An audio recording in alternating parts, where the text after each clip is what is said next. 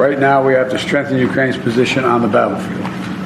And that's why today I'm proud to announce a new $2.4 billion package of security assistance. Hurricane Helene has wrought havoc. Let's have a look at the priorities of your nation as war continues to be significantly funded. And the federal relief and assistance that we have been providing has included FEMA providing $750 for folks who need immediate needs being met, such as food, baby formula, and the like. And you can apply now for anyone who's watching this who has been affected.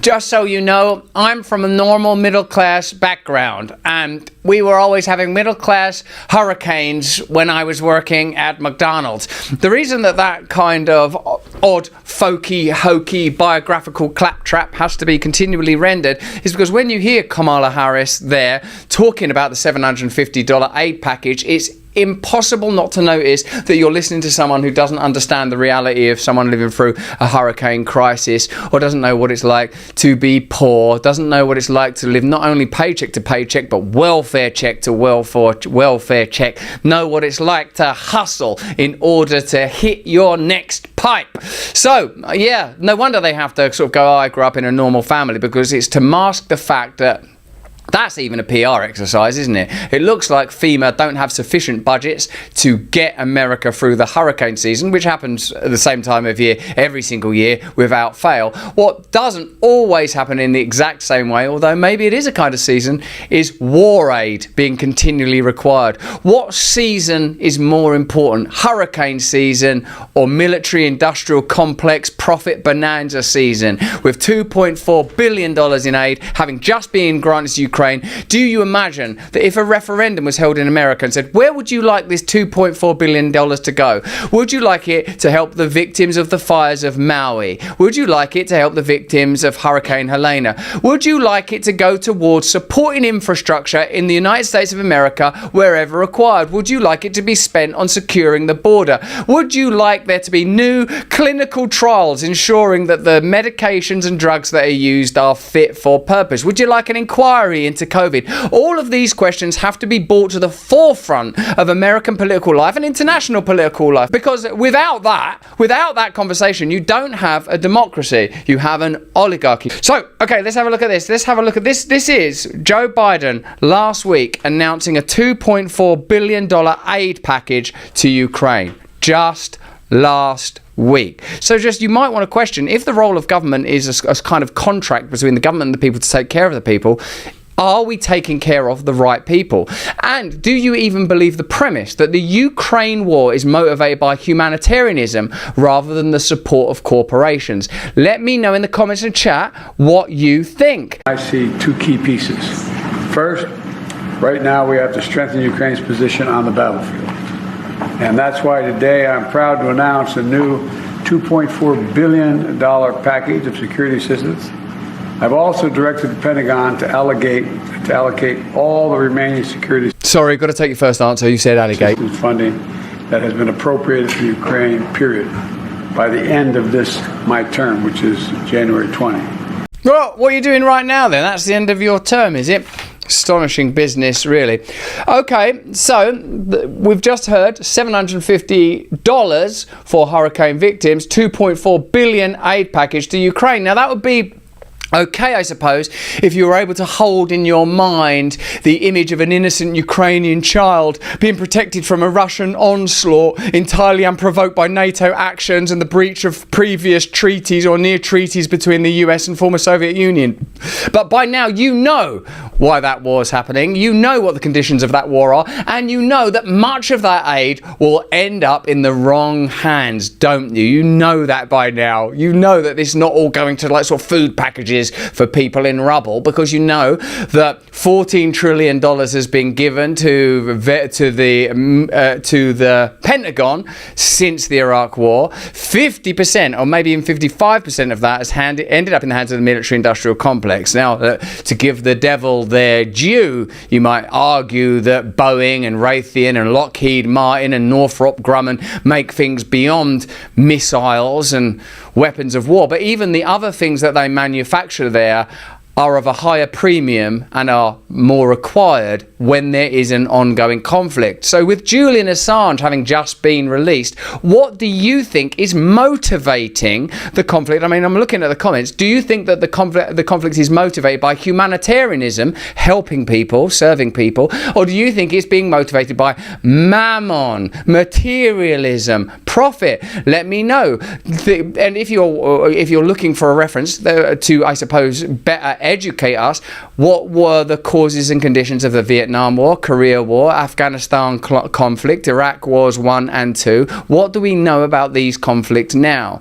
What would we do differently? What were we told then? Were we told that we were protecting the Vietnamese people from the Viet Cong? We were, weren't we? Were we told that we were protecting the Afghan people from the sexist Taliban? We were told that, weren't we? So, can we trust the people that are talking? We can't continue to bring you this beautiful content without the support of our partners. Airports and planes are heavy EMF exposure zones due to the volume of people with individual devices and Wi-Fi within confined spaces. I think that sometimes, like all of them phones, everyone's staring at their devices. It's important to protect yourself if you're undertaking such travel from EMF. Imagine sitting on a commercial flight, every single person there smothered in Wi-Fi, Bluetooth earbuds, all that stuff. You might as well be in a fuselage made of electromagnetic energy. The Centers for Disease Control and Prevention classifies airline crew members as radiation workers precisely because of this fact. Airtech, as you know, probably, are an official partner of the UFC. They're the only scientifically validated EMF protection solution. Hang that little thing around your neck. It sups up those sweet little problems. Airtech uses EMF modulation technology that is trusted and used around the world. Go to airtech.com/pages/Russell-brand. Use code Russell30 for 30% off. That's code Russell30 for 30% off. Give yourself the advantages that these devices represent. Thank you. This is a lovely piece of footage. You are going to enjoy this. This is an extraordinary claim made by Mick Wallace, who's a member of the European Parliament for Ireland. He's been kicked out now, you know, as if you're a half-decent politician, you're on your way out the door. He's a brilliant Irish politician and an anti-war advocate. He's against all wars, and that's a position that I suppose I share. Who among us doesn't, really, other than self-defence, I suppose. So Mick Wallace points out that corporations have bought more land in western Ukraine than Russians have taken on the east side. If that's true, that corporations now own more of Ukraine than Russia have taken, who is this war for? Who is the aid for? Now bear in mind all the things you know about your government and all the things you know about globalism and think, why is it that there's no money available to help hurricane victims? Why is it there's no money available to fix the border? Why is it there's no money available to make America a better country? I didn't use the slogan. Why is there no money available in my country, the United Kingdom, to support people? Why is fuel allowance for the elderly being cut? Why is it? Where do you think the money's going? We're still funding Ukraine-Russia war because of humanitarianism. Do you believe Keir Starmer that it's motivated by humanitarianism? Do you believe Keir Starmer when you know where he gets his pajamas? Do you trust Keir Starmer when you know where he gets his funding? Do you? Do you think there's things we don't know about these people behind the scenes? Let me know in the comments in the chat. Can you trust them? Let's have a look at Mick Wallace's analysis now. But I said giving them 2/3 of it in debt is another debt trap. And before you sort of go like Mick Wallace, he looks all mad and everything because he's got like long hair. Just think, who coached you to believe that a politician has to look sort of like, well, you know, hello, I'm here from the government, I'm here to help you. Maybe you need a few long-haired, wise Irish wizard folks in the mix once in a while. After all, we've been told that it doesn't matter how people identify, what their culture is, what their religion is, and broadly, actually, I believe that, and I agree with that. I believe that it's who we are in our very human, flawed and failing hearts that's important. So let's listen to what Mick Wallace is saying about corporations acquiring land in Ukraine and whether or not this $2.4 billion funding that Biden's just granted somehow facilitates the acquisition of that land. And then in your own mind, in a democracy or an electoral republic, you would decide, wouldn't you? Do you think it's impossible to decide using the technology that's available these days days, through referenda, at the most local level or even at the national level, how your money, not theirs, is spent. I said they can't pay back the money they already owe. They're never going to pay this back. So what you are doing is you're colonizing the place. You're going to own it here. And now, as if that's not bad enough, when the IMF gave them a loan in 2021, one of the conditions of the loan was that Ukraine changed its land purchase arrangement. At that time, foreigners couldn't buy land, so that was dropped. So then large corporations from Europe and America could buy lots of 25,000 acres at a time, 10,000 hectares. At this stage, European corporations have bought more land in Western Ukraine than the Russians have taken on the east side. We're saddling them with a debt. It's a debt trap that they're never going to be able to pay back. We're going to own the place. What the Russians don't own, we'll own, right? And Ukraine's sovereignty is a long, long piece away, right? And still, we don't mind continuing to throw working class Ukrainians into the meat grinder. Do they care about them? And all the politicians that voted to keep the war going, did any of them go over there and fight? Did any of them send their kids over? They didn't. So, Ukrainians aren't benefiting, they're dying. You aren't benefiting, you're funding it. Russians aren't benefiting, they're engaged in a terrible war.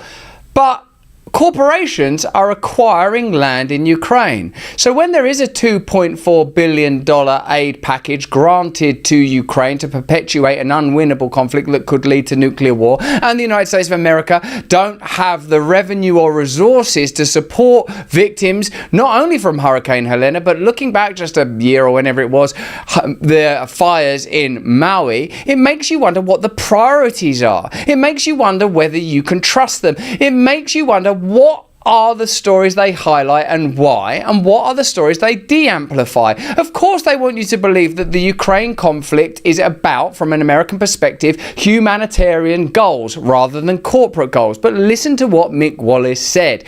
Corporations are acquiring land. You already saw our videos about BlackRock and State Street and Vanguard, etc., participating in projects to make Ukraine the first digital democracy.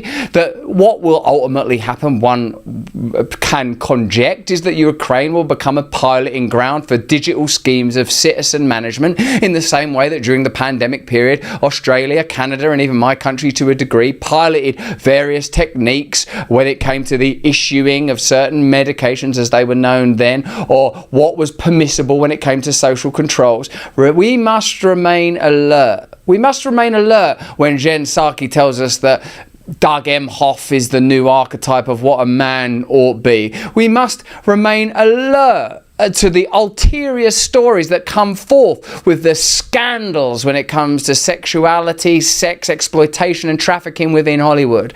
We are being shown something very significant.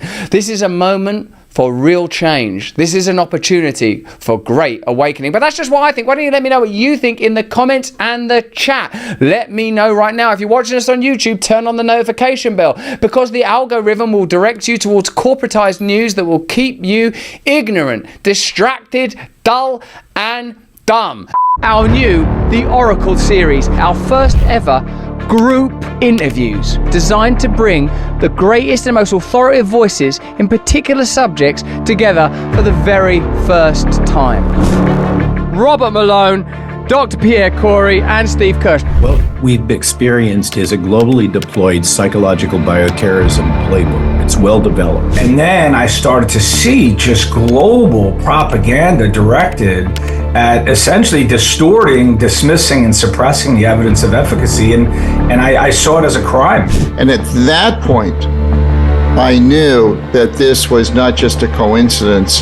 There were too many black swans over too short a period. I've never heard anything like this story in my life.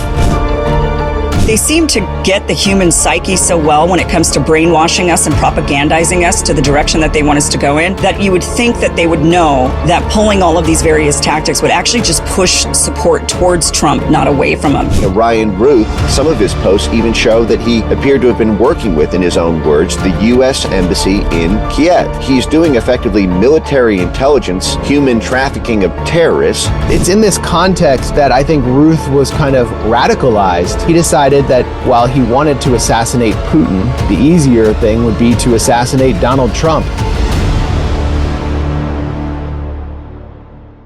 Hey, thanks for watching. If you want to see more uncensored content where free speech can flourish, join our live stream. Click the link right here to watch the next video if you want to, or become a member of a growing movement. Download the Rumble app and you'll be informed every time we make a new piece of content. Stay free.